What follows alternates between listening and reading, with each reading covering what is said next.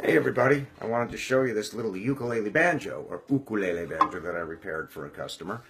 It's nothing special, but it's still special. But it's 1920s, probably made by Bruno or Lyon and Healy or one of those companies. They were companies that would make banjos and guitars and mandolins and things for other people that they would then sell under their own name. In this case, a company called Artiso, which is pinned in place, just a little metal plaque that they just nailed right over the headstock. They were a publishing company that sold music and stuff, and there was a big craze for any banjo-related instruments and ukuleles in the 20s. So combining them into banjo-ukes or uke banjos was very popular. You could probably pick this little baby up for 75 to 100 bucks or so on eBay, and it's decent enough to have a good sound. It has a tone ring inside. On top, you can see the metal here. This goes up higher than the wood. You'll see a gap between the wood and the head there, up here. And that's because it's resting on a rolled piece of nickel-plated brass, which separates the skin from the wood. All good banjos have a tone ring of some kind.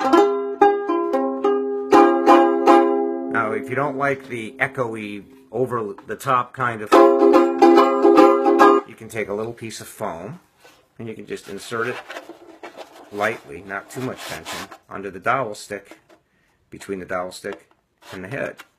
And it'll sort of rein in that over resonance that you might otherwise hear.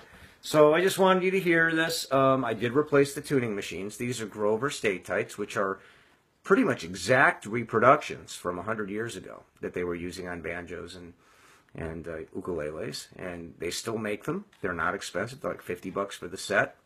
I actually made a little cocobolo and maple bridge for this.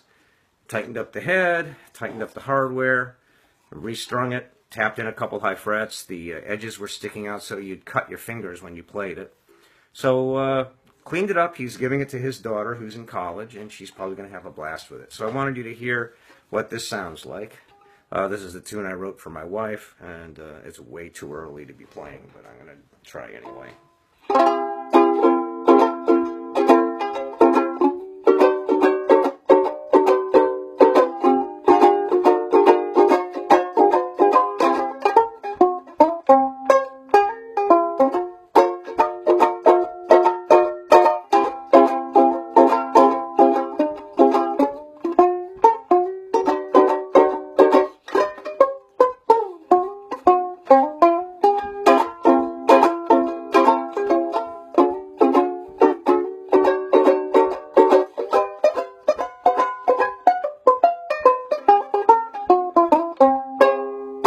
So they're a lot of fun to play, and they add a little dimension to your music that you would otherwise not have available to you.